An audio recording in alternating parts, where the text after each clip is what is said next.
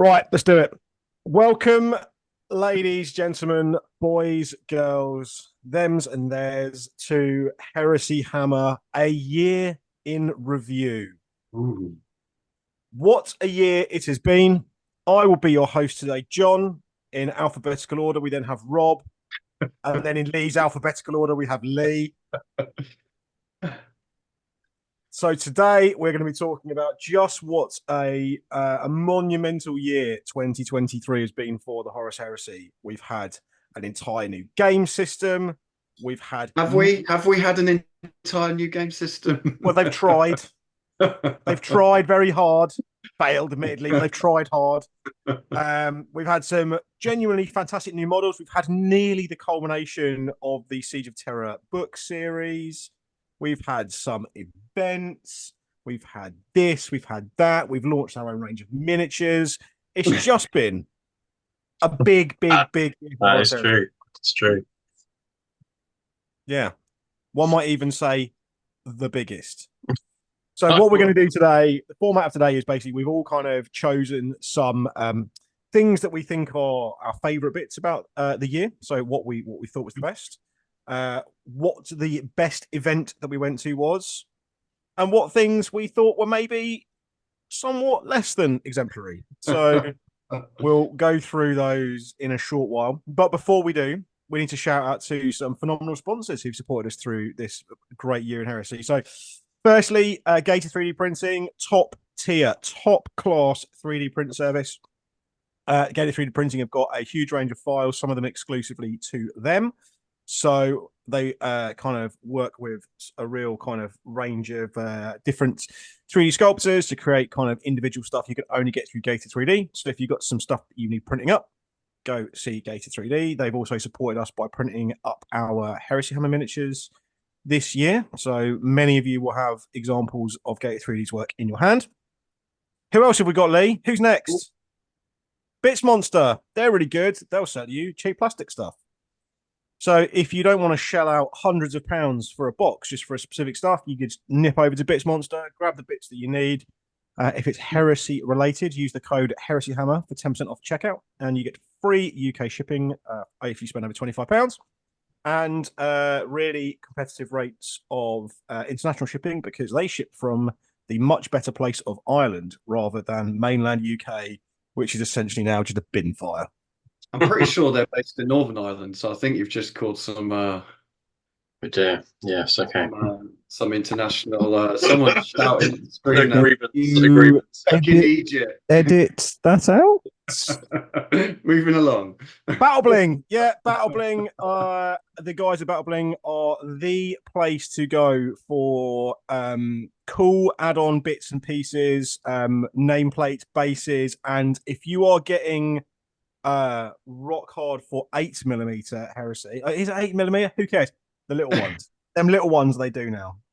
I think it's an ongoing argument between the neckbeards of whether it's 6 or 8 or 7 or 9 or 9.5mm. So yeah, Wow. we'll go with 8. 8 sounds Fucking hell, people just have nothing else on, do they? Christ almighty. literally. Don't you fold your arms at me, Robert. I'm just folding them. Nothing Okay, personal. right, okay. Just to keep them safe, so you know where they are at all times. Exactly. Yeah. In case they just and catch someone. So yeah, head over to BattleBling. They need no introduction. They are all over the internet. Use code Heresy Hammer with BattleBling for 10% off. And then the best thing about 2023, and it hasn't even happened yet. It's kind of happening as we speak. Right now, it is happening. I can hear it in the background happening. Is the Great Heresy Hammer Christmas Patreon competition prize draw. I'll be honest with you, all the right words are there, but I don't necessarily think Lee's put it in a particularly coherent sentence, so I'll quickly try and rearrange it. But look, there's a fucking massive box of stuff somewhere in Lee's house. It is overfloweth with heresy-related stuff. Right next to me, ready to go to one lucky winner. At last count, there was somewhere between 500 and 400,000 pounds worth of stuff in that box. So it is going to go to one lucky Patreon. Subscribe to any tier. You must must be subscribed before the 23rd of December. So you have, as of the time of recording, about 1 week. This time next week, we'll be counting down the hours, minutes, and seconds until the window of opportunity slams shut right in your face. So head over to Patreon, search Heresy Hammer, subscribe from just £3 per month. Not only do you get, also you have to complete the survey as well. There's a link to the survey. It's 3 questions and basically tell us what the hell we should be doing next year. But on top of that, you get not only an entry to the prize draw, but you also get all of our back catalogue and current tactical videos. We do 2 extra shows per month. And we've been doing that for a long time now. So there is a lot of additional content there, alongside all of our like event support. So all of our kind of packs, all of the additional items that we produce for the events, all up there for you to download and utilize. We've got the Heresy Hammer Lodge, which is our exclusive group over on Facebook, which you get access to. You can also win every trimester. We have a prize draw for a £100 gaming voucher. May that be Forge World, may that be somewhere in your local currency. That's in fact next month. The prize draw is next month. Oh, it is next month. You can also still have a miniature painted by one of us, but actually most people just want the money. So, which I don't know if it says more about the value of money or more about the quality of our work. I'm not percent sure which side of the fence I'm coming down on. What else can they get? Oh yeah, toys. You can have toys as well. If you give us, we have our latest Praetor level tier miniature designed by the wonderful Diverging Realm. We've teased that over on the Patreon and on the Instagram. That is nearly ready to rock and roll. So end of this week, actually, I'll be chasing Wolf up tomorrow to be like, "Where's our file?" You slug. It's looking good. It's looking. Because you've had our money, so where's that bloody file? So we are producing a heavily armored flag bearer. So read into that what you want, but on my advice is head over to Instagram and have a little look at the pictures. I'll maybe put the pics back up later just to entice everyone. But essentially, if you subscribe now, you end up getting it in the spring. So yeah, it's brilliant and quality and fantastic. And you support the show and support people like Wilf who are making waves in the 3D sculpting world. And it's great. And look, you can win some stuff here. And I've banged on about it enough now. But just head over to Patreon, give us £3, even if you unsubscribe in January. You know, I don't think you will, but you might want to. Who knows? And you can win some goodies. Right. Whatever. Keep going. Okay, Horus Heresy. Enough said, isn't it, really? Yeah. Review. So, right, boys, tell me your thoughts. How do you feel 23 is overall, before we look through some of the highlights? How would you have rated 2023 as a year in Heresy? I'll let Lee start. Okay, let Lee go first, yeah. You'll take time. Oh, it's not like I haven't had all week to think about it, is it? I've just had a box come up saying "play music?" ? Just doing that weird noise. No, I'm gonna play. Just my angelic voice. It's been pretty fucking huge, really, hasn't it? I mean, reckon so, yeah. It's been pretty fucking great. I know there's been some monumental fuck ups, not necessarily with the 28mm version of the Heresy, but yeah, I mean, they're smashing out the plastic kits. We had Siege of Cthonia, which was fucking awesome. I think in general it's been pretty good. I'd give it a solid 8 out of 10, I reckon. Ooh, that's good. That's pretty high. That is pretty high. Yeah. What about you, Rob? What are your thoughts? So I think that we are in a better Heresy position than we have been since its first release. I think we've got more releases than ever. We've got more things in plastic than ever. We have. You think there are more people playing the game than ever? I think there are more people playing the game. More new people. I think it's more accessible than ever, because of the plastics. And we've still got and still getting. I mean, if you look at the Librarian console for the Thousand Suns, we're still getting really cool models week on week. And I suspect that we'll get a lot more cool models coming in 2024. So I think that it's in a great position. From us, like personally, from a Heresy Hammer point of view, I think that this year has been, it's been successful. It's been a fun one for us. We've done lots of events this year. And I think that's been just really, really positive. So I think just from my own point of view, from Heresy Hammer, just Horus Heresy, just in general in the UK, I think it's in a really, really good place. I will talk about Legions Imperialis when we get to Legions Imperialis. I think that's a slightly different story. But yeah, I think that I think that the timeline over 2023, there was one or two hurdles that I think they tripped over. But I think in general, it's been an excellent run and an excellent year for Horus Heresy. I'd be really surprised if somebody said, "Oh no, it's not in a good place." Like, I'm not sure how you could argue that it's not in a good place. And I think that would just be tinkering around the edges. I think, but yeah, we will come to the things that we think that aren't so good in a bit. Yeah, I would kind of echo that. I think the game and the state of Heresy is in a fantastic place. I think I totally agree. I think it's been in the best place ever. I know that there will always be people who will be, the game is old now that you can start to feel nostalgic for like Black Books 1, 2, and 3. Yeah. Like you can, and you're allowed to, and that's absolutely fine. Like you can think back about when things like some of the early novels were released. This is how long we're talking. And I think you're well within your rights to be able to feel nostalgic. But also, I think you can both be nostalgic for the start of Heresy and also appreciative of where it is currently. I hear from a very well-informed birdie that it is actually, I believe, now again, who fucking knows, but I believe it's GW's second best-selling game system after 40k currently. Oh, really? Yeah, I can believe that. Yeah, it's because the kits are so fucking expensive. Yeah. I can totally believe that it's their best-selling game. I mean, what sells in the 40k market most is Space Marines, isn't it? And this is just Space Marines versus Space Marines. So, but for those players, I think I can really see why it's attractive. It's an interesting point. I'd be interested to see. I think maybe we talked about this on the last show. I'd be interested to see whether they do a 3-year. If you're going, okay, well, this is our second best-selling game. Yeah. Why wouldn't there be a yearly kind of like new edition? So it seems bizarre if they don't kind of follow that. So yeah, it'd be interesting to see what happens in another 18 months' time, I think. Yeah, absolutely. And I think overall, like I said, I think I agree with Lee. I think I'm very happy to give it an 8 out of 10.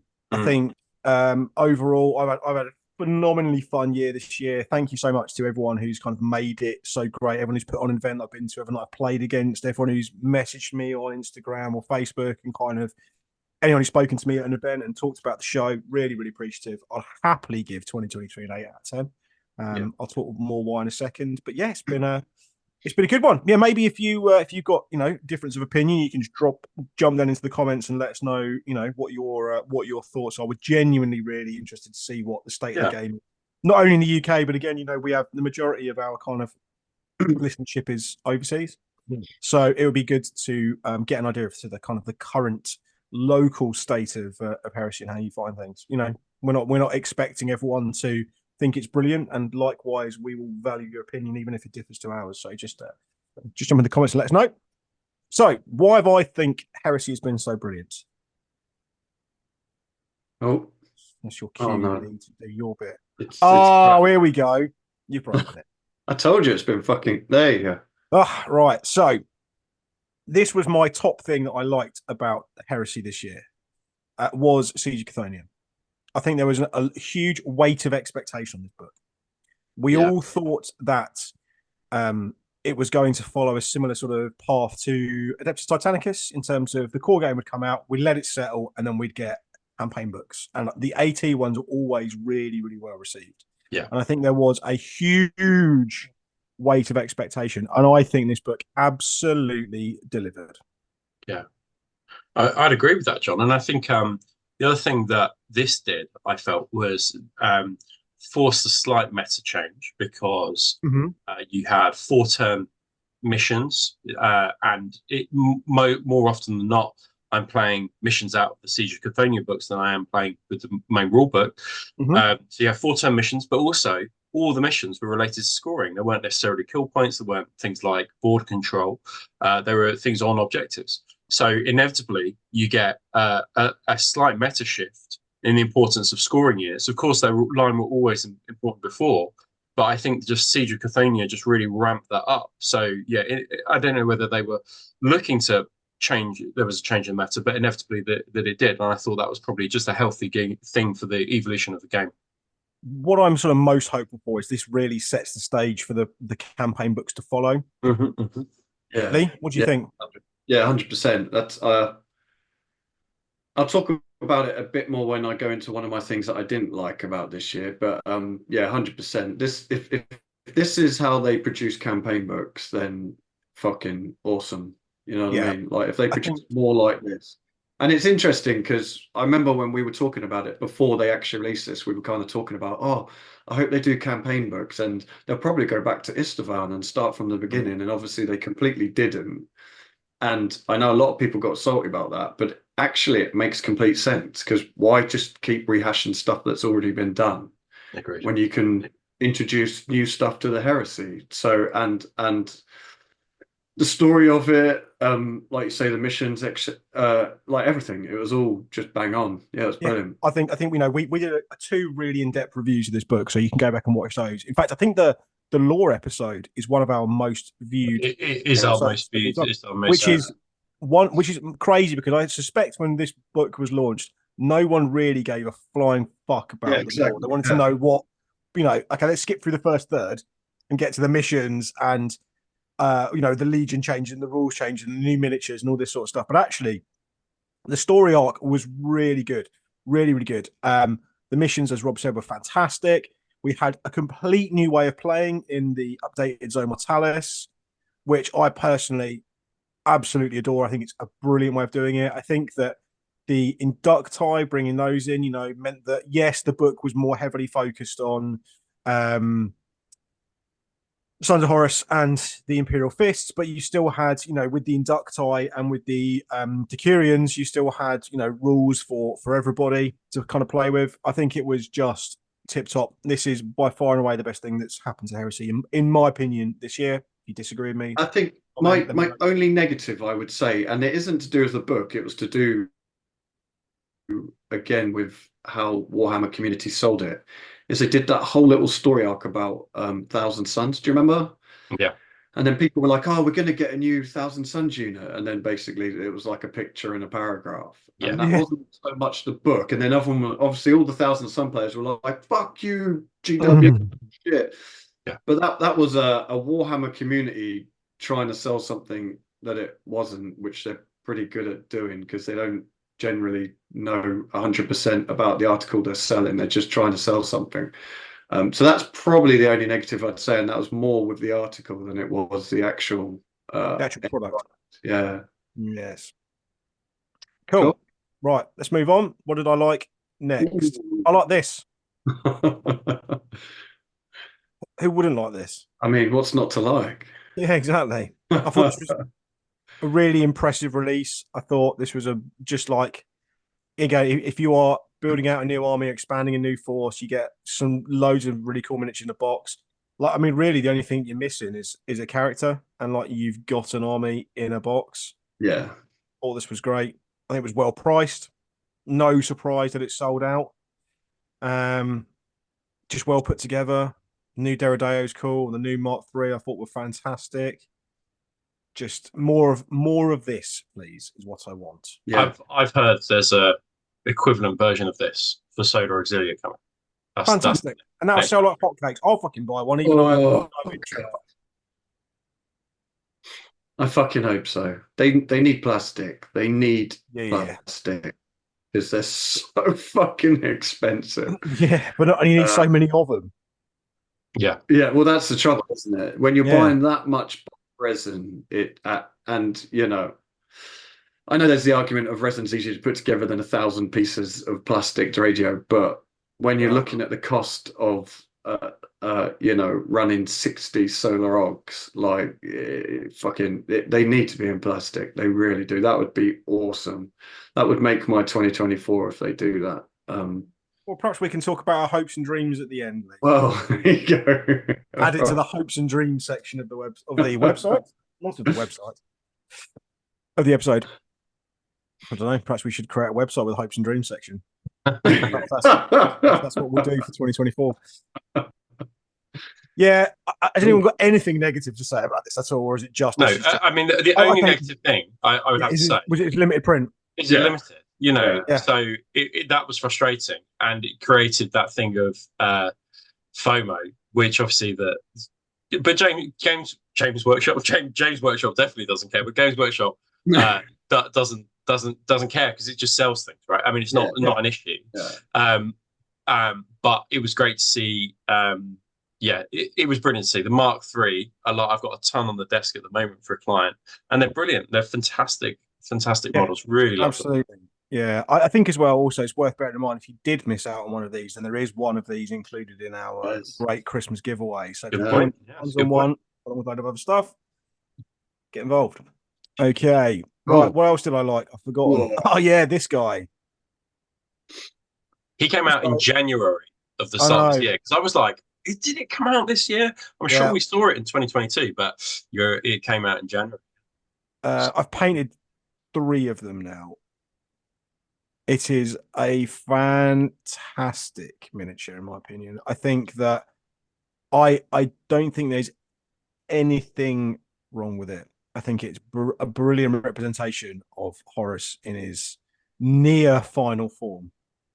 It's huge as well, right? This model is massive, monstrous. It's absolutely brilliant. It's not even that much of a mega bastard to put together. I think it's a joy to paint. Yeah, it's really cool. Very cool. Yeah, I think that if this is the we've seen 2 now of the kind of, I would say, the sort of second generation of Primarch. Yeah. As in that's Primarch who has got an update of their miniature. Yeah. And I think both been absolutely top tier. Yeah, I think I'd agree. I disagree with that. I think this is an excellent model. I think the base is not as excellent, but the model that's fair enough. Fantastic. I think it's brilliant. Yeah. Lee, anything to add? Yeah, it's fucking awesome model. Awesome. But again, a few years ago, who thought we'd be getting, Horus Heresy? Like that was a pipe dream. Yeah. And here he is in all his glory. Yeah, it's flipping awesome. Yeah, I love it. Yeah, absolutely. I think I like him much more for what he represents as well as the actual model itself. Yeah. I think that's why he sat in my list. What else sat in my list, Lee? My favourite tank of all time in plastic. It doesn't affect the fuel economy of my cars when I have to transport it around. I don't sort of knock it and chip a bit off the track. Yeah. 100%. I mean, it's not bad in game. It's fine. It's probably slightly overpointed and too easy to destroy. But I love it. I think this is brilliant. And I think this is just just showing the direction of where we're going. This is never going to sell in huge quantities, but they're going to sell more than the resin ones, I guarantee you. And the fact of the matter is, it's if we can kind of get some slightly more obscure stuff in resin, then happy days. I'd love to know how many of these they have actually sold. I bet we'd be surprised. I bet a lot of people go, "Fuck, that looks cool. I'll buy it," and then don't actually. I genuinely, you know what I mean? Yeah, I would never, ever, ever have bought a resin Cerberus, but I'm sitting next to a Cerberus. Yeah, exactly. Yeah, no, 100%. Yeah, and that's the trouble, isn't it? Well, it's not the trouble. Also, I can just walk into my friendly local game store who offer me 20% discount and just be like, "Going to take the Cerberus away because it's here." Yeah, I don't need it. But I don't need it, but I do want it. I'm bored. It's a Saturday afternoon and I have nothing else to do in my life. I'm out shopping with my wife and she is fucked off somewhere. So I'm going to buy a Cerberus just to spite her. I'm taking this Cerberus home with me. And leaving the wife there. No, she has to sit in the back whilst the Cerberus sits in the front. But yeah, it's such a cool model, isn't it? It really is. But resin, and I know there is a lot of people that are like, "Oh, but resin was just 3 bits that you glued together." But this is the thing with your brain's very good at forgetting all the shit, all the bad stuff. So what these Yeah, people with these resin models are forgetting is how they fucking never went together. They were warped to shit. they're all wobbly. You had to cut off huge gates that then you had to green stuff all the tracks back in. Yeah. Like it was a fucking nightmare. Like rather than just having to glue 20,000 plastic bits together, I know which one I'd rather do. Yeah. Oh man. The fact of the matter is, I find the process of putting the plastic kits together a bit dull and It's monotonous. tedious. But at least it's easy. Yeah. Whereas putting together some of the resin kits, Yeah. in theory, could be quicker. But it was always absolutely fucking infuriating. But then if you're that bothered about it, it's cheaper. So then just pay someone else to fucking build Yeah. it. There you go. Right. Problem solved. But yeah, I love this model. I think it's flipping awesome. Yeah. Big fan. Oh, this is yours, isn't it? This is your. This is my last one, and I haven't. I know, and that's not true. I haven't some of this, but I wanted to include this more because finally, if you wanted to do a Chog Bros or Raven Wing or another jet bike heavy army, you weren't having to go and take out a loan and or you know, hustle on the streets. Bloody go Selling on, get kids. go on the game or other nefarious activities. Rob does that for fun. Just Oh yeah. Again, nothing else on. So I think I can't remember if it was like 72 or 92 pounds or something insane, but the last time they were available in resin.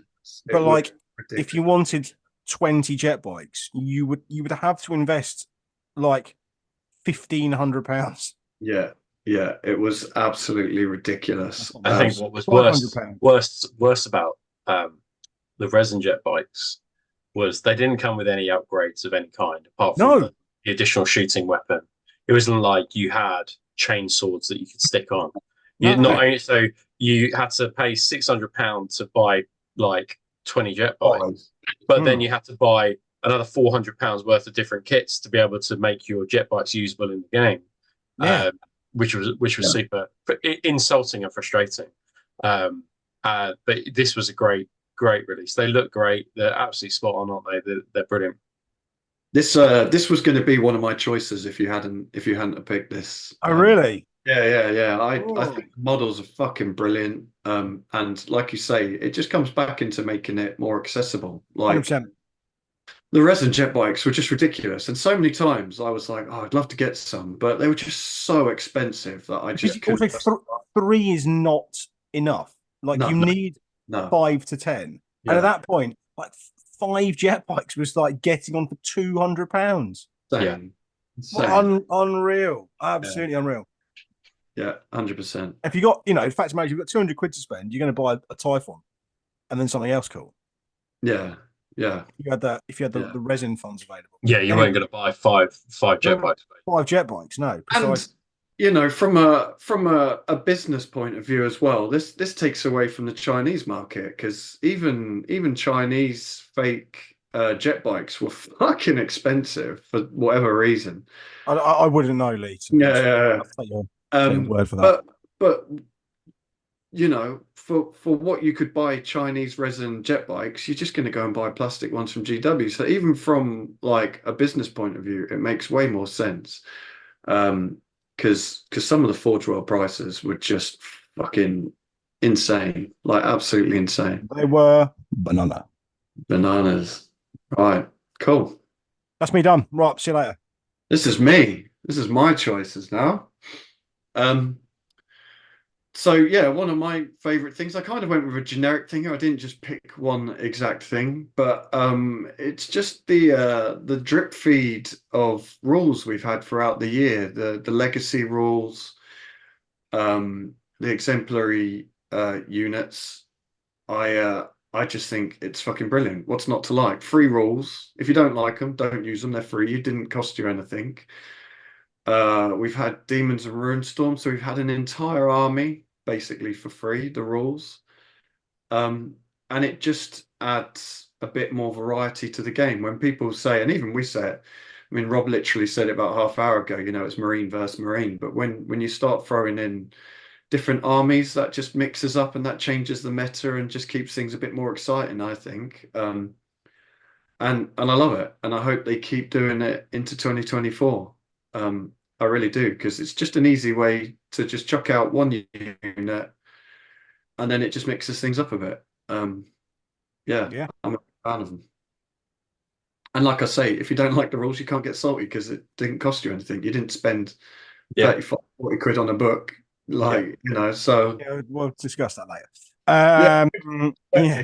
We'll circle back to that topic.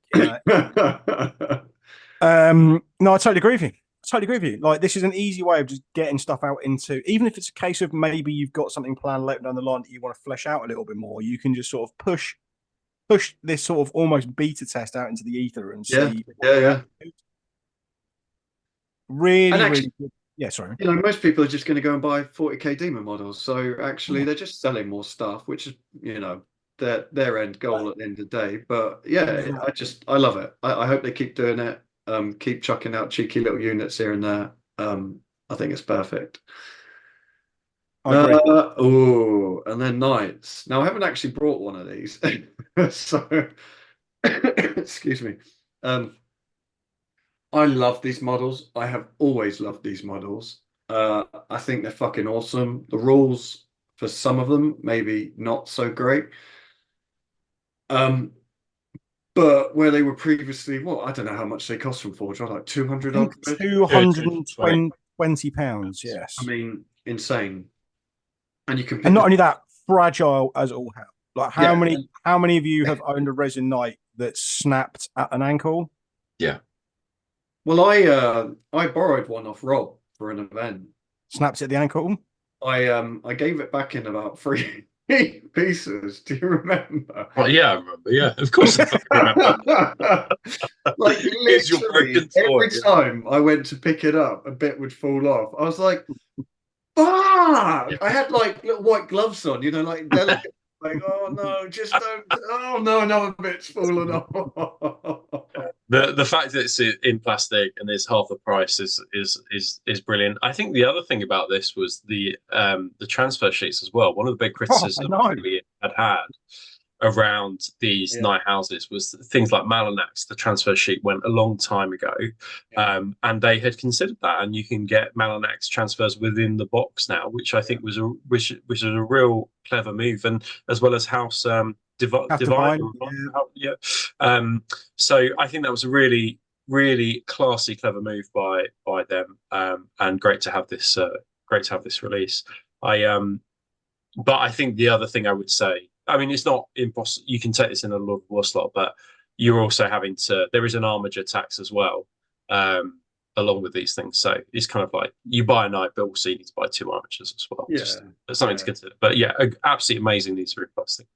I've just always loved these models. I will pick one up eventually. It'll probably sit on my shelf along with everything else that sits on my shelf. But yeah, I just think they're fucking awesome models, and it's just. I think prior, like, let's imagine ourselves 18 months ago. Let's put ourselves all the way back to May 2022, just before the release of the game. 18 months, yeah. Yeah, about 17, 18 months. Yeah. And let's just think to yourself, saying, before we'd got the Age of Darkness box, in 18 months' time, you're going to have a range of plastic Cerastus Knights in 28mm scale. You have told someone to fuck right off. Yeah. Like, you couldn't have predicted. I would have predicted a plastic glaive or fellblade before I would have predicted 100%. plastic knights. Yeah. It's insane, really, isn't it? It is mental. Considering, like, you go back even further, and we could go 6 months without even seeing a single model. Yeah, you know, it is nuts. And yeah, like I say, I'm a big fan of these models. I'm super happy they're out in plastic. But yeah, and then the next one was Fulgrim. And again, much like Horus, I just think it's an amazing model. Is it the most practical model to play on the tabletop? Maybe not. Who fucking cares? It looks fucking brilliant.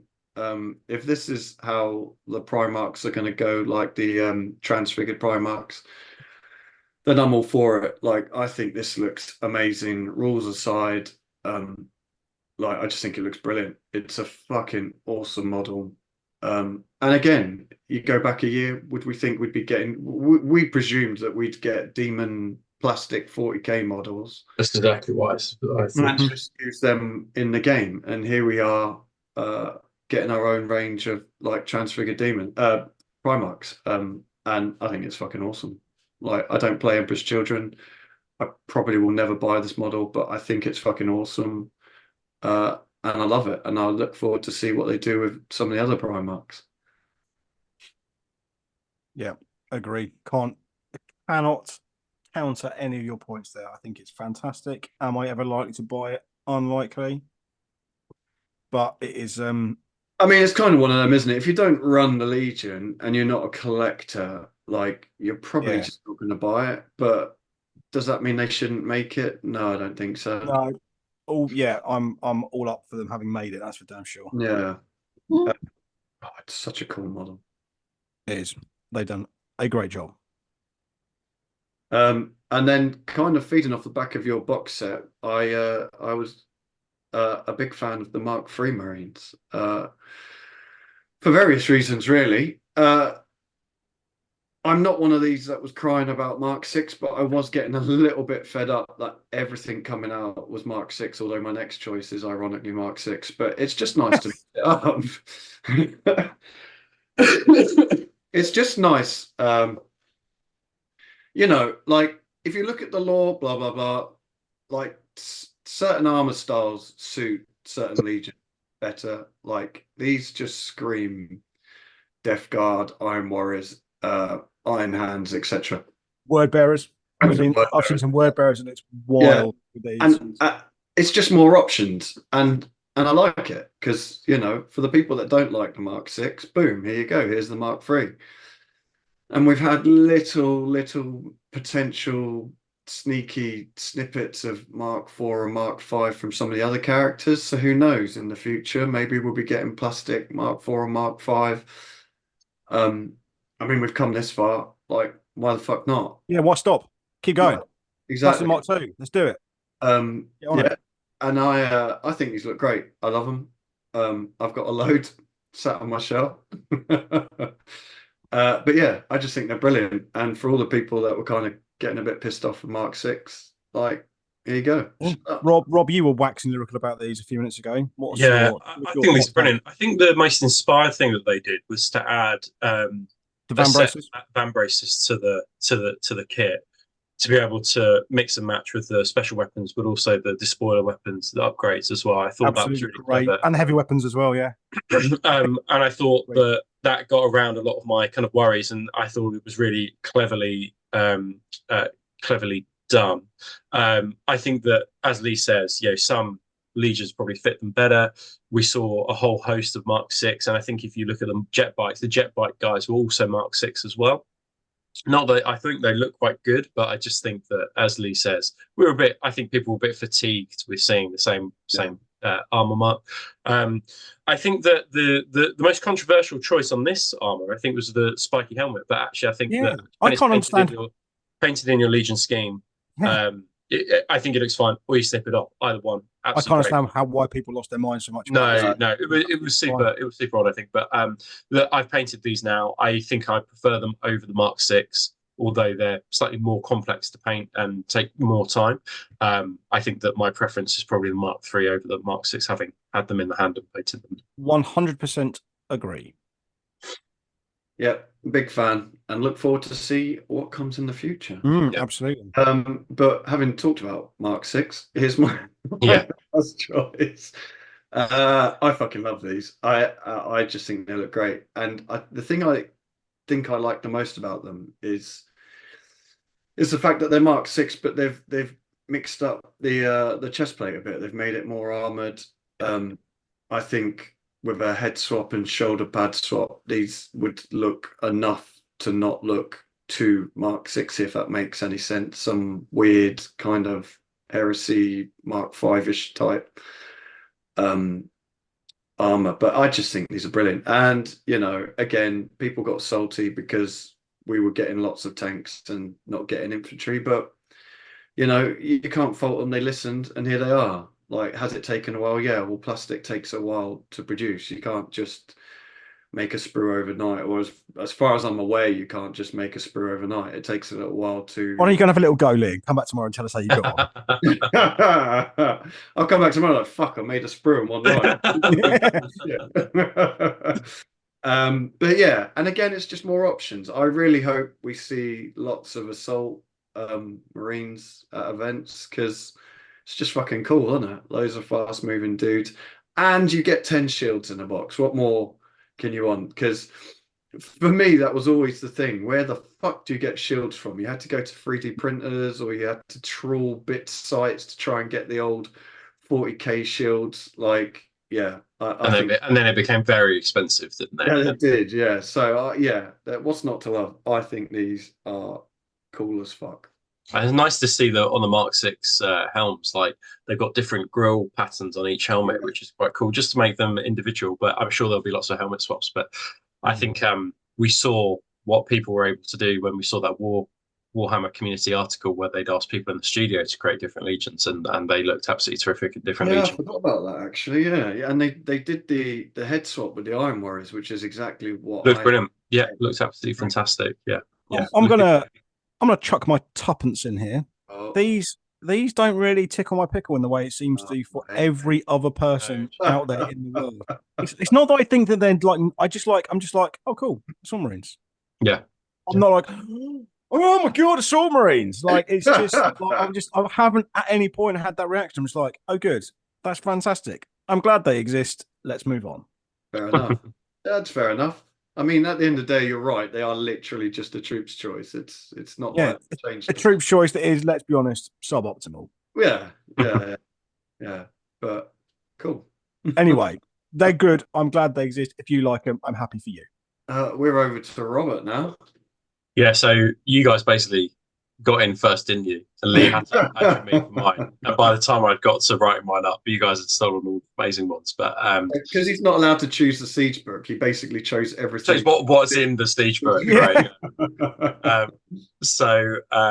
The two characters from the Siege of Cthonia, I think that not only did I think the models were just absolutely awesome, but the backstory and the lore behind them were brilliant. As I think, especially Garius, like his backstory, his story is so kind of almost anti-imperial, like a complete different dimension to an imperial fist that remained loyal.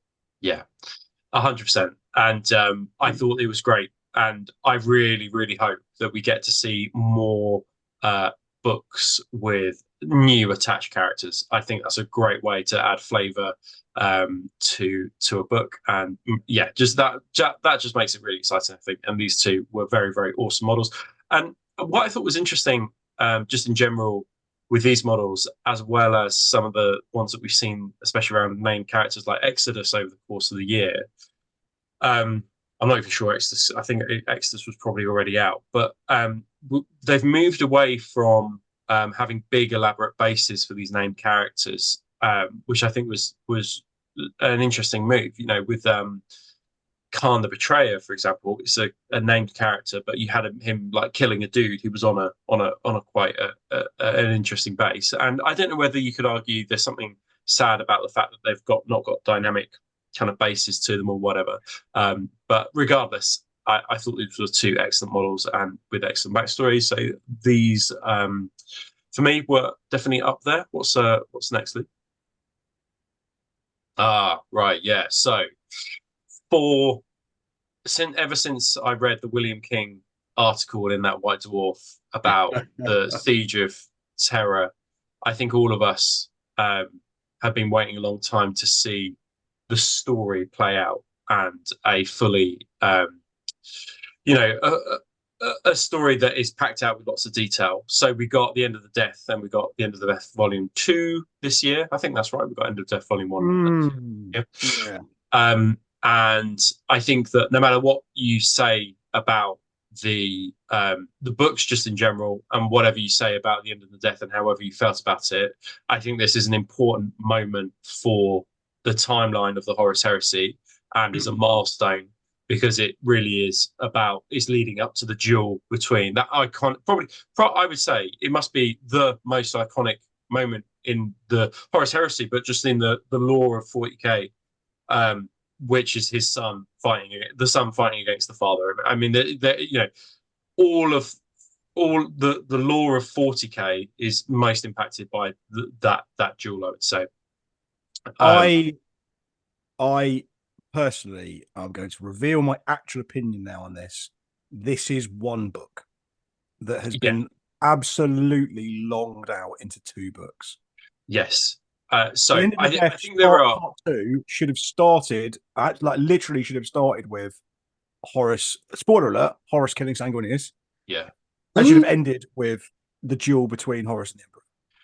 Yeah. So the couple of things. So number one, I think no matter what you think about the book, I think it's pivotal. I think I'm not. I don't want to criticize the relevance. Yeah. But I do want to criticize the books. Yeah. So I think for me that the issue was for the whole siege of Terra. Is that the writing has been variable because you have different authors, and that's fine. But you need to recognize when you have different authors within a story arc, you're going to have different levels of quality. But the problem with the siege of the End of the Death books is that in no way does the timekeeping marry up to what we've seen before. So the whole Solar War book, the first book, is actually one of the smallest of those books. But we see a whole system-wide campaign fall into one of the smallest of those books. Whereas we see the End and the Death, which actually is a very, very short time period, extended over basically 3 massive times. And I think that because of that, it feels a bit janky, and it feels odd that you go from books that just follow a kind of quite normal narrative pacing to these books, which are essentially minute by minute. That's the thing about these books, which is that they're almost minute by minute by minute. No detail has been left out, and as a result, they're so big, and the pacing is just so different from anything that we've seen before in the whole of the Horus Heresy books, which I think makes it feel quite a different experience to read. Although if you're into the lore and into the details, you're probably loving it. But I think that you're probably super interested in reading about how people I don't care about are lost quite a lot. Yeah, it's interesting. But regardless, I thought the End of the Death Volume 1 was brilliant. Actually, I thought it was good. I thought the End of the Death Volume 1 was fantastic. Like I said, I thought it was great. Yeah. And I thought some elements of Volume 2 were quite good, but you're right, it probably just needs to be compacted down into one book to keep pacing the same. But anyway, regardless, what's my next one, Lee? I think that was it. Was it? That was the only things that you liked. There's 4 there. Okay. Well, the next thing could either be something you liked or something you really didn't like. Okay, go on. Oh no, events. Oh, so completely different. I hate this. Okay, so fuck's sake, Lee. You put the PowerPoint together. You should at least have a clue as to what's going on. What are we fucking paying for? Right. Let me get my head around this. So these are our favourite events we're attending this year. As we know, if you play the Horus Heresy game, there are hundreds of events you could attend worldwide, and many of those, kind of in our kind of meta in the south of the UK. This was by far and away my favourite. Actually, no, it wasn't by far and away. Actually, like I said, I think it was actually genuinely a really tough call between this and Warhammer World.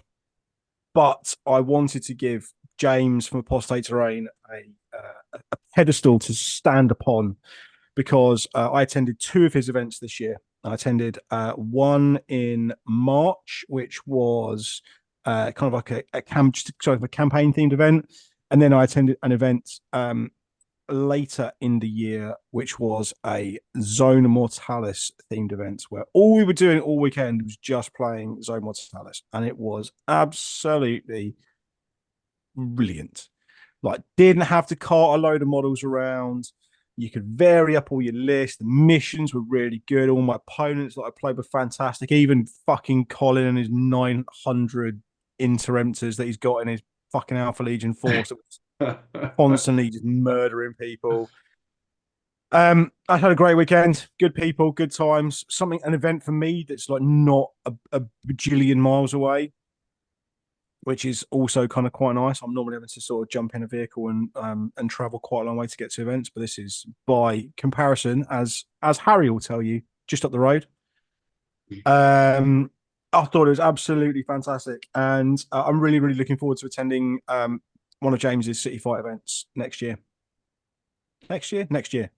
God, Yeah, brain stopped working. Yeah, so yeah, he always sell out really quickly. These ones. So. Yeah, they do. Yeah, they are really, really, really. He's got a really good audience and kind of a good kind of staunch kind of following of people that want to attend his events. So yeah, they always sell out super quick. So Great. if you get a chance to get to one, it'll be a great event. So Orphan's Hope Part 4, I think it was my event of the year. Oh, Rob, but it also could have been this. Yeah, we were fighting over them, weren't we? So many good events that we've been to. It's difficult to pick. But yeah, the team event, we did me and Lee went through some of the details of this event. It was a great way to play. The Warhammer events team done an absolutely brilliant job. It was the first event that I had been to at Warhammer World. First Heresy event I've been to at Warhammer World, and I was blown away. It was absolutely brilliant. Had a great time. Everybody played, I thought, in the spirit of how everyone I played in the spirit of how it was meant to be played. So and I thought the mechanisms that they put in place to kind of make sure weaker lists were playing weaker lists and strong lists were playing strong lists were very, very well thought out, very well done. And I will urge everybody to try and get a ticket after we've got a ticket, of course. To the next team event that they put. Yeah. If you beat us there, I will beat you. Yes, we will send Lee after you with his set of skills. Yeah, agree. Very distinct set of skills he's cultivated over years. But what's your favourite event, Lee? So it's not Warhammer Fest 2023. I'd like to point that out. So I haven't attended a lot of events this year. So the trouble is I work most weekends, or I usually work posing, obliterating cats out of trees with fire. So usually when the event comes along, it's fucking sod's law that I'm working. And the events I tend to go to, so Greetings from the Warp is probably one of the closest to me. It's literally like 50 minutes down the road. And then obviously any of the Heresy Hammer events that we run, so I attended a few of Rob's. But again, I was kind of going for a day rather than both days because I was working one of the other days. So that's just kind of how my life is at the minute. But one event I did get to was Warhammer Fest, which was fucking terrible for numerous reasons that we went through. On a previous show. But one of the saving graces of this event was that me and Rob played in the Heresy event on the second day. I think it was the Saturday, was it? Yeah. You know what's funny about that? Yeah, I think we ummed and ahed about whether we would play as well. I think we were like, go to Warhammer, but I think we ummed and ahed about whether, should we game, should we not? But yeah, correct choice. And this is kind of why I wanted to talk about this, because for years, especially in kind of my gaming group, Warhammer World events were just a no-go. Like they were just not good. Not a good experience for various reasons. And I don't want to bash the guys who organized it because they did a great job, but for various reasons they weren't great. It was the people, wasn't it? Yeah, essentially, and terrain could have a factor on it as well, and other things. But yeah, the people, in my experiences, I just wanted to commit violence to a lot of the people. And this really was where it seemed to be turned around. Like every game I played was against someone I'd not played against before, which is great, and every game was great. Like the guys who were running it did a fucking brilliant job. It was literally just picked from the book, like the missions. They weren't like any specially created missions or anything, but I had an absolutely awesome time. It was great. Like everyone I spoke to was fucking awesome. A lot of them were new to the Heresy, or had dabbled with the Heresy but had played 40k, but were now kind of moving more to Heresy. Um, and it was awesome. And if I hadn't, well, I think me and Rob both said if we hadn't have played in those games, the whole event, the whole weekend would have been a complete fucking waste of time. Well, I think we would have stayed for about half an hour and then yeah, I think, and we spent hundreds on hotels, travel. Like it would have been a complete write-off. So the Horus Heresy gaming event literally saved that whole weekend. And now, we're talking about Warhammer World events, how we want to get tickets to go there, and like excited to go. And we were talking about it on one of the group chats we were in, and most of my armies are like Tortuga and not acceptable in Warhammer World. And we're talking about how I actually want to create an army that could be used at Warhammer World because I'm now excited to go to Warhammer World events. And I think that's brilliant because I think of all the people that should be running great events, it should be the people who produce the fucking game. Yeah. Like, and I love going to Warhammer World. Like, it doesn't really change much, but you do feel like it's a bit. It does feel special. Like it genuinely does feel. Yeah. And it's just as cool. it should. Sorry. As it should. I think it says an awful lot, though. Like I said, that we've attended especially between me and Rob, we've attended a lot of events this year, and essentially, I think that like we were all fighting to think like actually like Warhammer's own events have been some of our best events next year. Yeah, and I love that. I think that's amazing. I just think that's how it should be. And I think that is a lot down to the new game, bringing in a lot of new blood, a lot of new players, and getting rid of that old kind of clique. And I think also we've got to take our hats off to the guys who've been organising the events because they've done an absolutely amazing job. Phenomenal job. Yeah. So it was Ed and Jamie who had led the charge at the one that me and John went to, and it was Jamie, I think, who did the one. Jamie who ran with help, but I think Jamie took. And they've just done a terrific job, I think. So if you guys are watching, it's well done. The only other thing I would add to that, finally, just to say, is that I wouldn't ever be opposed to going back to a Warhammer Fest again. I like looking back on it now, but I would always make sure that I buy a gaming ticket and see it as a gaming event with some stuff on in the background. And I wouldn't see it as Warhammer Fest with a gaming event on in the background. I'd maybe reverse my thinking. And any positive things like new models that I see as a bonus rather than saying, oh, I'm going to. You basically see it as a gaming event surrounded by lots of queues. Yeah. That's the way to do it. And actually, disappointment. And I think that actually, if you do the gaming like in the evening, once you finish gaming, the queues are generally just gone. And then you can have a look at what you wanted from there. So I think that would be our advice. If we were to go back again, I think that we would definitely book the. And it is interesting because we were proper. Oh, can we be bothered? Is it going to be shit? Oh, and thank fuck we did. Yeah, absolutely. Yeah. So it's not been all great news this year. I think we can agree. We've been largely positive so far, but it's time to play devil's advocate when we look at some of the things that maybe weren't quite so great this year. Oh no. Lee Jones Imperialis. Lee, you were absolutely, of all the people that I have, all the people that I consider people that I've met, you were the one that was most hyped for this game. I was. Why were you so hyped initially, Lee? Tell us so excited for this game. Why? I just fucking love it. I love tiny dudes. Like, what can I say? That because it makes you feel even bigger. Like Lilliput. Like 28 mil just ain't small enough. I mean, we did a whole show about this. I don't want to go too much over it, but yeah, essentially, like, I loved Epic when it was second edition. I think I owned Epic.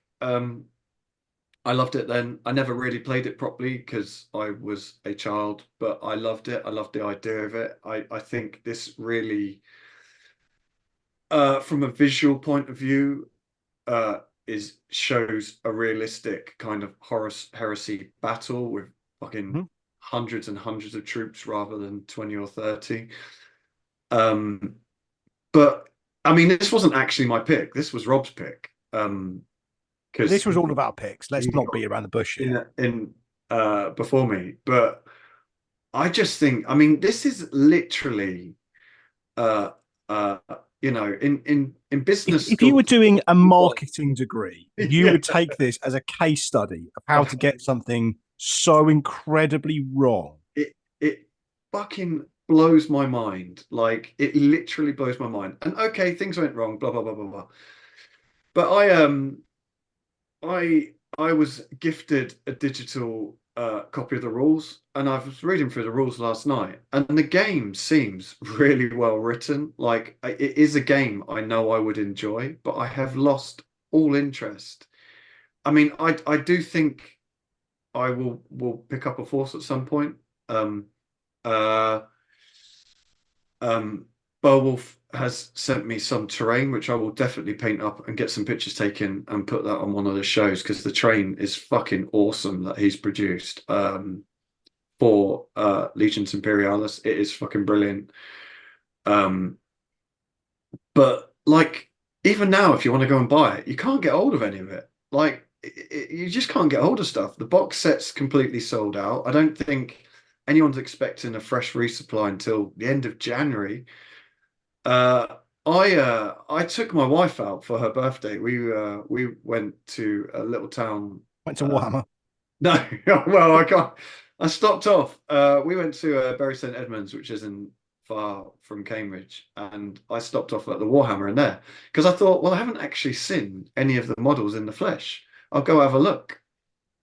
Could I find anything? Could I fuck? They didn't have a single item from Legions Imperialis, not even an Adeptus Titanicus model on display. They had nothing for sale in the store. And I was just like, this is madness. Like, you've released a new game and you're not even showing people it that come into the shop. Like, it just seems like such a bizarre situation. Like, it's even now with it released, it's fucking nigh on impossible to get hold of stuff. And if you go on eBay, the prices are unreal, because obviously half the scalpers have got older box sets, and they're selling tiny tanks for like £8 a single tank and stuff. And you're like, get the fuck out of here! It's insane. Yeah, it's interesting. Can I? Would you mind just if I interjected, Lee? Is that okay? So there are two things that I wanted to raise about this. And the first one is that I felt like you could see a bit of a rerun with Cursed Cities. I don't suppose you remember Cursed Cities. Basically, like they had this game and they built it up, and then they said there were going to be loads of supplements for it, and then it vanished because I think there was an IP issue, and then it did come back eventually. I think the thing about Legions Imperialis that I am really hesitant about is that just from what was the IP that this infringed on? Well, yeah. Was that I have no faith that this is going to be a well-supported game. Yeah, that's exactly my problem. No. Exactly. And to some extent, I don't know if this is just like a massive ball ache and embarrassment for GW, and or not. They might be like, no, it will be supported. But I have no idea whether if I invested in like £300-400 into an army plastic, because that's the price point that this is to get a fully 2,500 point army going. That's what you would need. Yeah. I have no faith that in 12 months' time they're just like, well, we're not releasing anything for it. So that's my number one issue with it. And then number two, I think that, as we said on previous shows, like they really fucked the release. And from my understanding, it came down to something as simple as the phrase or word "blood and honor" was used as a mission title, a chapter description, whatever, and that this was flagged up as a Nazi phrase that had been used during World War II, during the 1930s and 1940s, and that they felt that actually the negative impact or the backlash would be such that they would need to remove that, and that's why the rulebook was delayed. If you know more details than that, then let us know in the comments below. But I think that, and as somebody who studied 3 years history and military history being part of that, I don't think that societies, political groups have ownership over militaristic words. Like blood and honor was used long before, the Nazis co-opted it. The Nazis took the imperial Roman eagle and made it their own, but it's still a militaristic. The eagle is still a militaristic symbol. Yeah, and I just think that what worries me about the whole thing is that I get as a company they need to be overly sensitive to backlashes, but I just think that it probably would have been a braver decision just to go, we're just gonna commit to this. Like if we use this as a mission title, blood and honor, like that's an okay thing to do. The Nazis don't have ownership over particular words or militaristic words. Yeah, some things they do, some things in that case they don't. There might be more to it than that. And again, because and I think this is another problem, because there's a cloud of mystery over it. It's very difficult to know what exactly went on, and that further feeds into, well, if it's difficult to know what's going on, then I don't really have much faith in that this game will be looming around for the next 12 months, or it will be sportive, because it feels like something has happened in a darkened room in the back at GW, and then because I don't know enough about exactly what's happened, they've not been transparent about it, does not lead me to have a lot of faith in this game.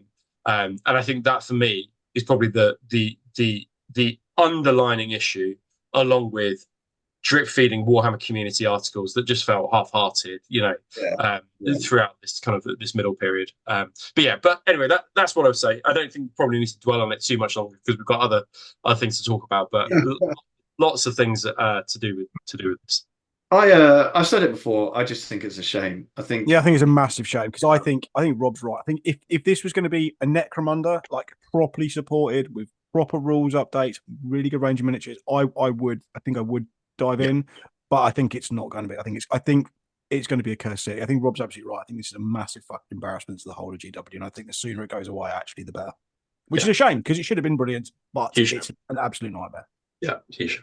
Cool. If you bought it and you've played it, again, let us know how it is. The other thing I would say, and this is, I know I go off on every single one, like 1 million review copies got sent out to people. I have no idea whether this is a good game. We didn't get one. And we are, let's be honest, hold on, the best heresy, outpost around. Right? Yeah, so I have a good understanding of what the models look like, how they look built and painted, but very few channels, apart from those guys who really specialize in Epic, who didn't get the box early, the review copy early.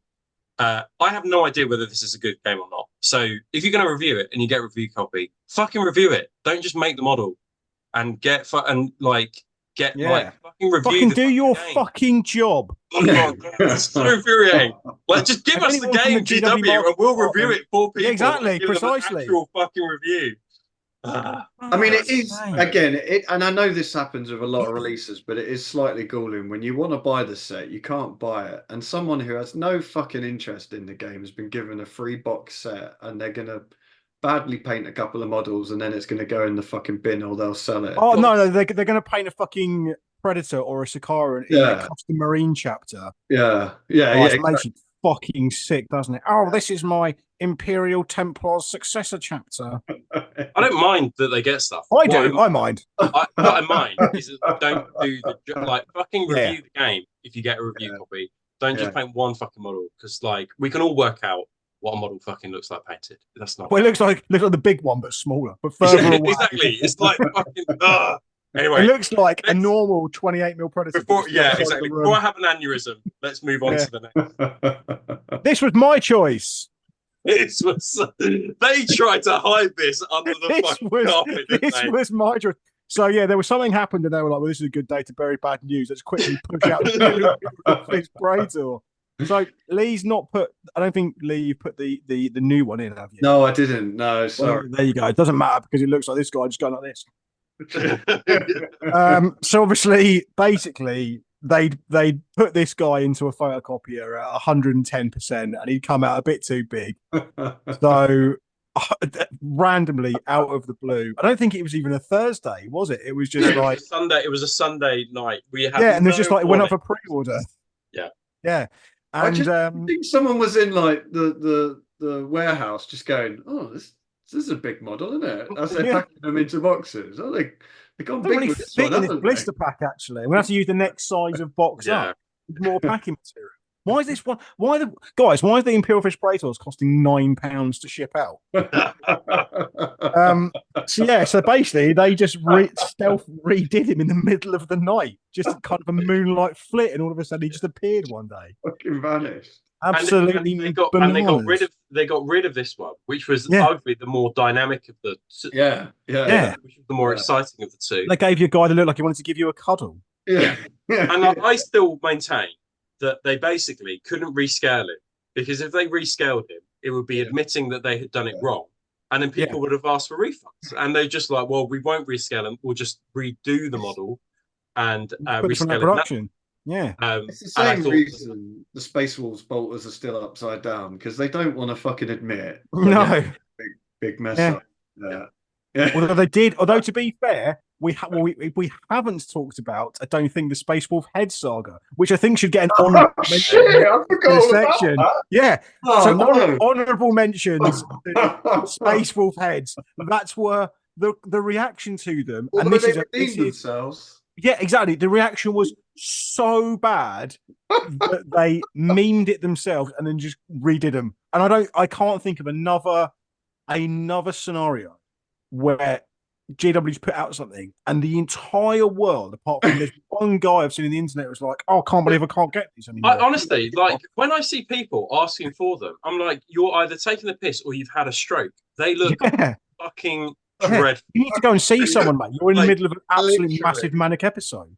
Yeah, they look so bad. But But I have to say, like, and this goes to show that they can fucking own it every once in a while, is they put that message up saying, "We heard you love Space Wolves helmets so much, we've done some more." Yeah. Like, that's how you do it. That is how you do it. Don't just you own it, right? Yeah. Make a joke about how this guy was 3 times the size he should have been, and then launch a new. Don't just fucking try and slide it under the door. Own the mistakes, I think, and I think that goes back to the problem with the Legion Imperialis, which is that they said, "Oh, it's going to be delayed," but there was no ownership of a mistake. And I think it's difficult to own that kind of mistake when you might get accused of being a Nazi sympathiser. That's kind of the problem. That's a different thing that you can't really make light of, Rob. See for why? Because it's actually illegal. So, we've heard you like Nazis. Yeah, exactly. Delete, cancel. Just to say, Nazis are really bad. Not Nazis, both regular and Neo, are all terrible. They're not good. So. Right. Anyway, what's the next? What's on our next fuck up? Right, this was my choice. I've got so much to say about this. It was just yours, John. This is Lee's. Let Lee talk. You just keep yourself coiled. So it's all right. I think Rob's got quite a lot to say on this topic. If you, I'll fill in and Rob's got 15 minutes of prep. So my first choice would have been LI, but Rob nabbed that, so I went with this, and I think it's a bit of an abortion for various reasons. Firstly, I would like to say I don't hate the concept of this. I don't hate the concept of releasing a book with units, even if we've already had rules with those units. What I do hate is that they only gave us like 5 of those units. I think it was 5. Was it 5? No, it's written there. And again, I think this was missold on Warhammer Community. Like, if I put a little bit of one of the articles out there, because the way Warhammer Community sold this was we were going to be getting rules for units, we were going to be getting campaign rules, we were going to be getting modeling, kit bashing and painting guides. Yeah.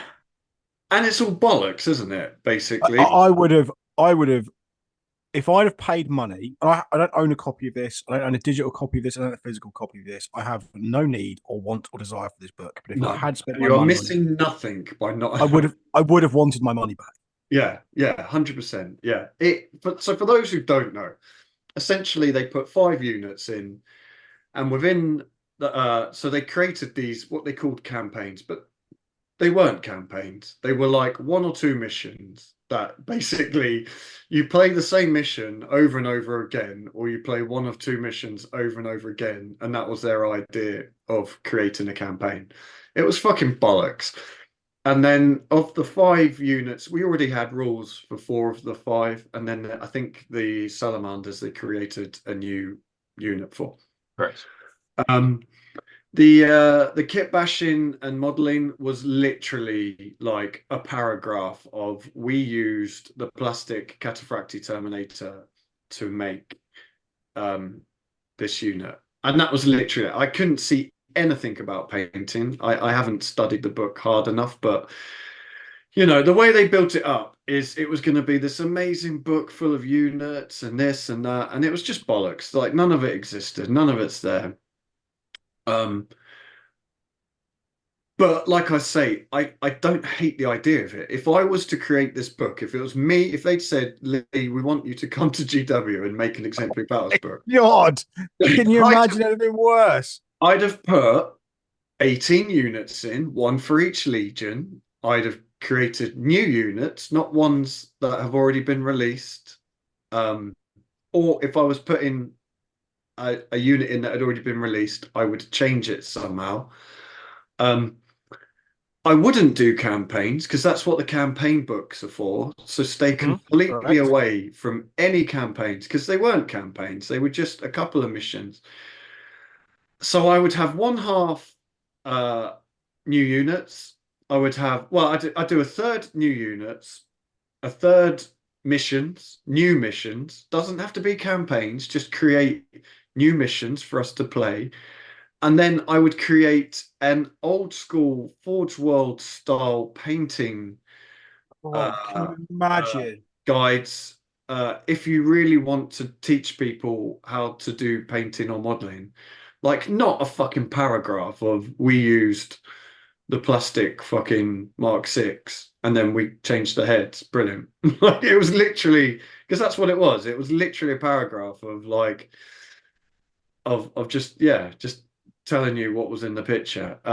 It was such a letdown. It was just, yeah. And then, I mean, I haven't even looked into the rules for the Emperor's Children stuff, but everything I heard about them was that they're not the greatest. But Rob, I'll hand it over to you because I can see the steam coming out your ears. Yeah, I mean, I would have said most of what you said, just a lot angrier, I think, in general. But I think Are you saying that Lee was more measured? Is that what he was you're way more measured than I will be or I am about it. So there are 2 factors, I think, for me, which get under my skin, plus everything else that Lee has said. So the first one is that I think we were completely missold about what exactly this book would be.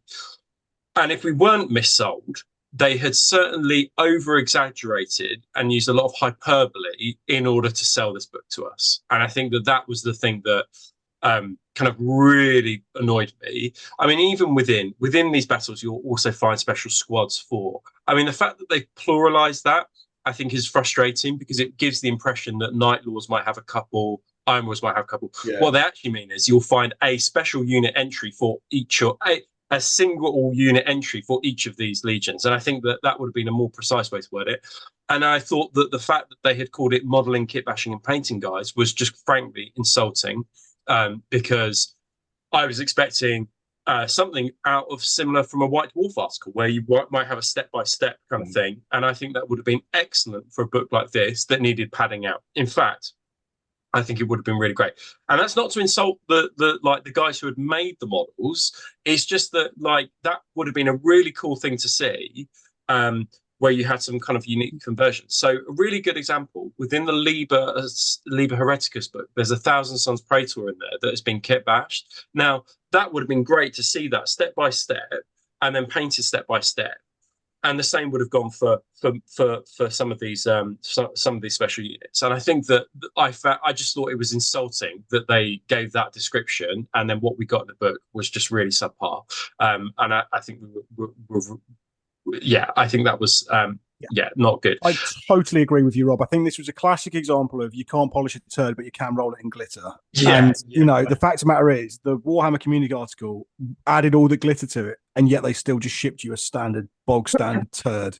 Yeah, I'd agree with that. And I think that what was probably the second really frustrating thing is that I cannot work out whether this volume 1 was a kind of a stopgap because they haven't done a second book, whether this was always planned this way. And if it was always planned in this way, I think that a better job could have been done. And if it was a stopgap, it feels like a stopgap. It feels like we should have got a second campaign book this year for the Siege of Imwit or something, but they didn't get it together in time.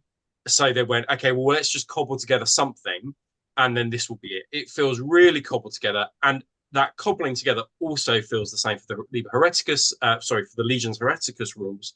I mean, the issues around challenges and Fulgrim here, that is a core rule problem for a Primarch that's £175, and you can just and 600 points, challenge, can't you? Like, 750 points, whatever it is, yeah. And it's exactly, and like that is a major problem. They can't use the rights of war within the main rule book. So Third Company Elite, for example, is out of the question. You can't use them within that. So I just think that there are a number of issues that made it feel half-baked. And what worries me is that they did it because they just were like, well, we're never going to make a proper campaign book deadline on time. So we'll just cobble this together because we know we can make that. Now, that isn't like to put down the people working on these things. That feels to me like an overarching project management issue around giving people enough time to do things correctly. And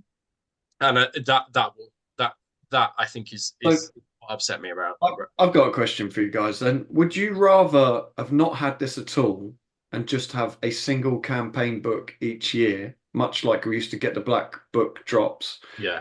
Rather than this? So like the next campaign book would have been something that involves the Emperor's Children. Yeah, I would have preferred that they've released the Emperor's Children rules as a PDF and then created something of better quality.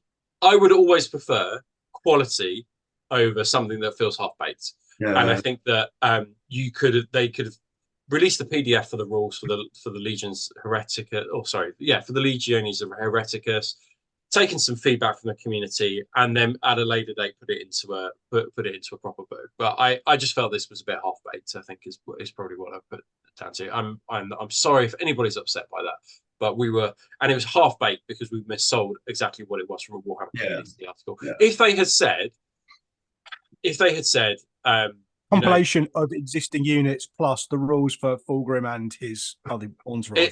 Exactly that, John. If they had told us exactly what it was, without the hyperbole,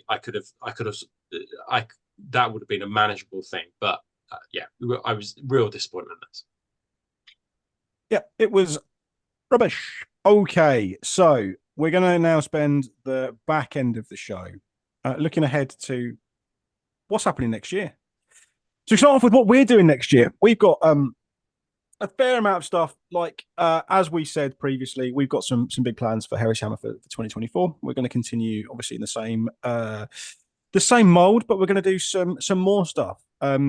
Events formed a real kind of core, kind of key backbone to what we kind of did from an outreach perspective last year, and we're going to continue that theme next year. So we've already announced our first 4 events. Now, you may well notice that one of these isn't a gaming event. Rob, do you want to give us a little bit more of a rundown as to? Yeah. So as John said, we've got 4 events, 3, and this is just the first kind of first half of the year. The spring and summer. So we haven't talked about the autumn and winter as of yet, and we haven't released those. So I think one of the things that we had learned from the year before was giving people lots of notice around our event tickets, but also not releasing event tickets all in one go, because we want to make sure that we kind of release tickets on paydays in particular. So one of our events is a sculpting course. Now that sculpting course though is now sold out. You can't get tickets to that. If you were a Patreon, you had early access, so another reason to be a Patreon. But we are joined by Amphiaris, who is Baz. Basically, everybody who is watching this will probably follow him on Instagram. He's a top tier sculptor.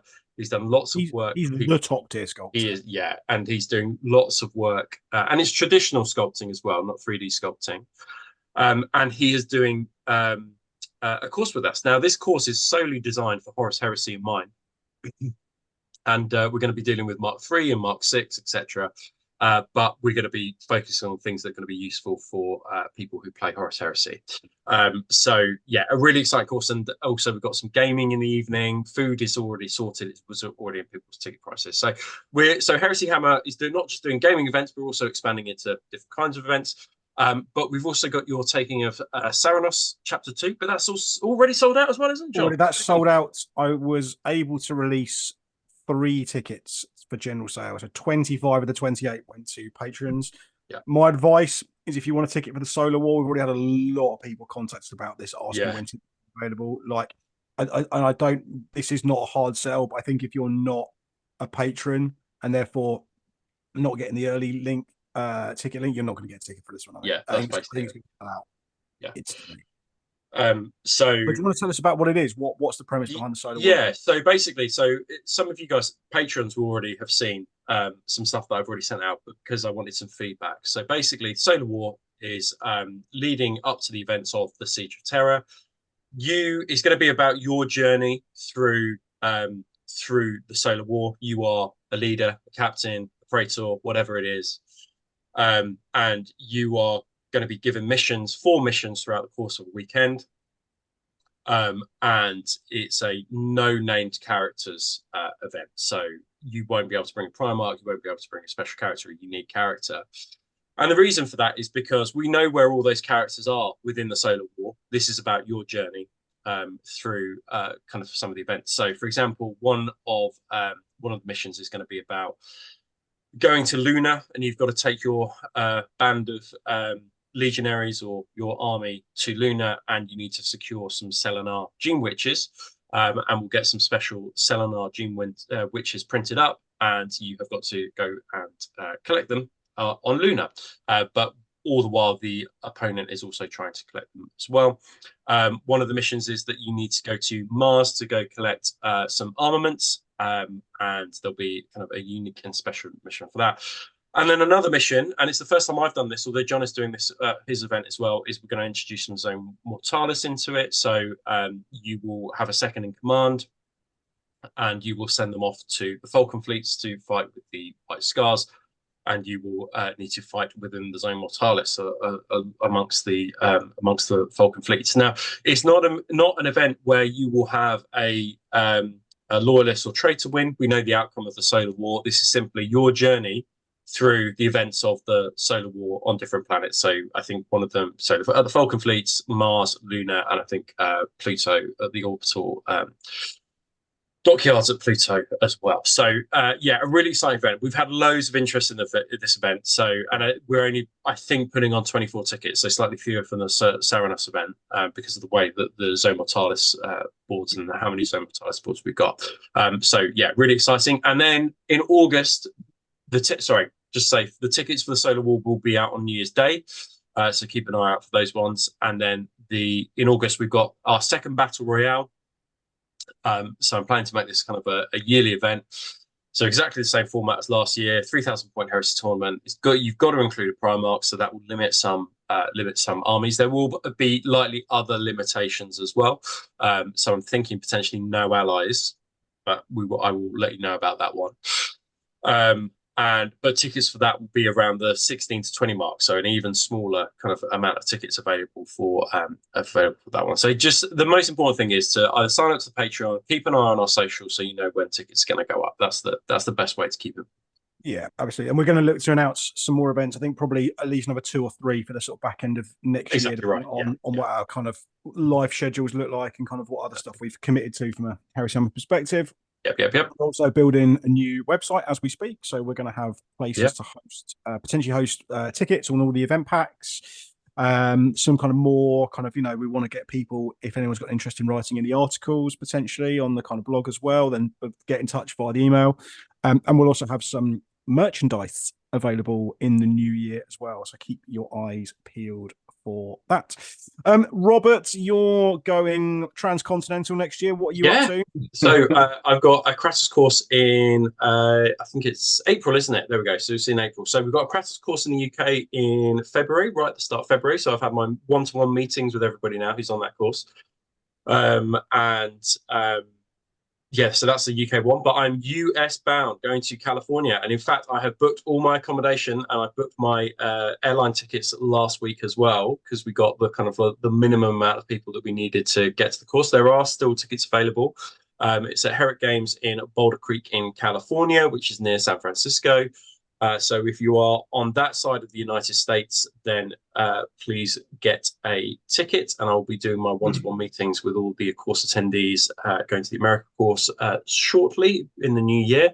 And if you are somebody who is abroad, Australia, United States, on the East Coast, if you're thinking of or you want to kind of want a course going on, a Kratos course or some kind of battle damage or weathering or vehicle course, then let me know. Just get in contact. Best thing to do is email me and we can get that sorted. It's a relatively, it sounds logistically quite difficult, but actually these things are actually quite simple to kind of get organized. We just need the space, the venue, and we need the will to be able to put them on. So let me know and we can get something sorted, but super pumped and excited about this one.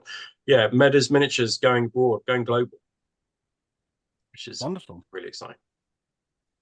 And then what do we think that Heresy is going to next year? So let's give huge amounts of credit to where due. They have really stuck to this. This roadmap we saw back in March, April time, I think it was, wasn't it? March, February, yeah, I'm March? not sure. Yeah, it was a while ago, yeah. Well, yeah, exactly. Certainly before spring. So obviously we're kind of still sat in the winter months, and I would say that what we are receiving currently is new characters and upgrades. Would you agree? Yep. It also means and assault squads, obviously. And assault squad, yeah. Well, it means yeah. we're also potentially due a mystery army release. That's got to be. It's got to be solar in the. It has to be plastic solar Auxilia, correct? Okay, yeah, we're all agreed on that. Yeah, it's got to be. I hope so. Do you think that might? Here's a question for you: do you think that might tie in with a campaign book, or do you think that we would have seen a campaign book on the roadmap if we were to be getting one? No, I don't think it'll be of a book. No, and I think the reason I reckon they've not put books in on purpose is because they don't want to deviate from a deadline. Yeah, I think that's exactly it. Okay, yeah, exactly right. Otherwise, we're going to get. Otherwise, we'll end up with Exemplary Battles Volume 2 and the whole world. And that's the issue, I think. Cool. Interesting around spring, a Legion Command Squad. So we're looking at March onwards for a Legion Command Squad. Somebody mentioned today that the apothecaries have been taken down completely from the Forge World website. Yeah. So really? Website. I don't know if that's still the case, but interesting. But that might fall into an upgrade. That might fall into the new characters and upgrades section. Yes, yeah. But yeah, there's still a few. So we've looked recently. So we're thinking, given that we've had a Saboteur recently, we've had a Stormseer. What's to come? I think we're looking for a Castellan, an Imperial Fist Castellan. Castellan, yeah. We got the Sons of Horus one, which was Dark Emissary. Yeah, we haven't had a Word Bearer's Dark Apostle yet, have we, Lee? No, we've not a Dark Apostle. No, there has been an Esoterist though, wasn't there? Yeah, kind of very, very similar in kind of finger blasting. Yeah, but we haven't had a Warsmith yet. No Warsmith. No, that's true. Or I suppose we have an Iron Father, don't we? Already, there is a. Yeah, he's a bit dated now, isn't he? That's Iron Father. We don't have. Several legions still don't have fucking Praetors. Including the Iron Ones. That would be nice. Yeah. It would be nice for them to finish the Legion Praetors, wouldn't it? At least it would. At least do that. Agreed. Do that. Do we think the Legion Command Squad will be Mark 6, or do you think they might move away from that? I think it'll be Mark 4. It makes sense. You think it'll be Mark 4? I think that we've had we've had releases, 2 models that are Mark IV and 1 that's been Mark V. That feels like an unusual thing to do if you are not planning on some plastics at some point. I think. I think that a Legion Command Squad in Mark IV would perhaps like just quite nicely fit that. You know, I just think it would quite nicely fit and would just be a different type of armor. I think, yeah, that's what I'm going. Okay, I think that's brave. I think that's brave, Rob. But I like your optimism. Bold. But I like your optimism. I like it though. So I wonder if we're getting. It's not an upgrade, is it? It's not like a Legion Command Squad upgrade. It is a Legion Command Squad. Yeah. So I think that because of that, they've got the flexibility to potentially use a different armor mark. I mean, my biggest fear will be that they release the Mark VI unit that we already have. Yes, with a sprue. Yes, exactly that, Lee. That was my that is my biggest fear. And that is what I am guessing they will do, to be totally honest. I would absolutely concur with that, Lee. I think that would definitely what it is. That is well, hopefully we'll get an updated roadmap come kind of, the middle of spring next year. That'd be wonderful, wouldn't it? Who knows if they're going to continue down this vein. So I've got a question for you both. What would you most like to see from next year? Another campaign book in the same vein as Siege of Cthonia. I'd like to see something involving like humanity. So I think I'd like to see, truth be told, I would like to see something like Talon, for instance, where it was that'd be fucking awesome. Versus people. Yeah. I would like to see a larger focus on the futility of man. I'd like to see an auxilia release combined with a Talon book that'd be awesome. Sense. Yeah. It wouldn't make sense, but as we know, this is not how GW works. This is not how it operates. Yes. I would love a Talon campaign where the rules and the missions are something along the lines of if all infantry have to start in transport, and then the second they get out, they start taking damage. So they have to start some sort of, they have to start making saves per turn because their fucking armor's melting away. Why don't you shut your mouth, Lee? Because someone might be writing something like that for their event pack for March. So keep your trap shut. Yeah? So I think the other thing is that this roadmap dropped in May because that's when Warhammer Fest was, and that gives them enough time to get to the next May to give us another roadmap for the year ahead. I think for me personally, there are lots of units within the Sisters of Silence army list that have no models whatsoever at the moment. So if you want to run a Sister of Silence army, you basically can't do that at the moment, or unless using mad conversions. So we shall see about that. Or a phenomenal range of 3D printed or 3D sculpts from Divergent Realm. Wilf, who does our miniatures, who has done a cracking job. It would be great to see plastic breaches. That would be a really, really nice thing. Yes. And that's an easy one, isn't it? That's just that is just an upgrade box for the Mark III, surely. Yep. That would be great. No, you're absolutely right there. That would be fantastic. Beyond that, though, I can't really think of anything more that is currently in the Legion's list. I would like to see a plastic flyer, like Storm Eagle / Fire Raptor kit, like a dual kit. That'd be good. Yep. And then plastic rapier destroyers of some kind, rapier. Yes. Yeah. That would be an plastic update. Jabs. I mean, just my god, that is of all my priorities. Plastic jab is plastic jabs and plastic dread claws are what we need. You're never going to get a plastic dreadclaw, mate. No, but it's fucking yeah, it's not going to happen. Cool. Well, we've wish list everything now, haven't we? Yeah, basically. Just give us everything and give us it next year. Again, dive into the comments and let us know what you want to see next year. What's on the top of your Christmas wish list? If you're going to be giving old Santa a little list of things that you want for next year, what's going to be on there? Absolutely. Okay.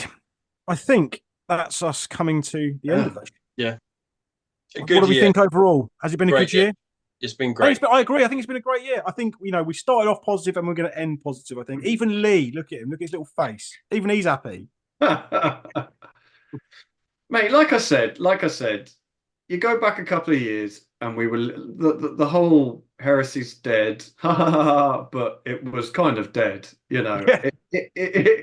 People started it as a joke, but it kind of was. But it wasn't actually that funny. Yeah. No, yeah, it was kind of, yeah. And here we are with a fucking host of plastic stuff that you can buy in stores. that you can buy in stores. Because what I would say about that Warhammer shop I went to, which we got to the door of that Warhammer shop, and my wife looked at me and went, "Do I have to fucking go in there?" And I was like, "Yes, you do. You're a fucking librarian. Get yourself in there." Yeah.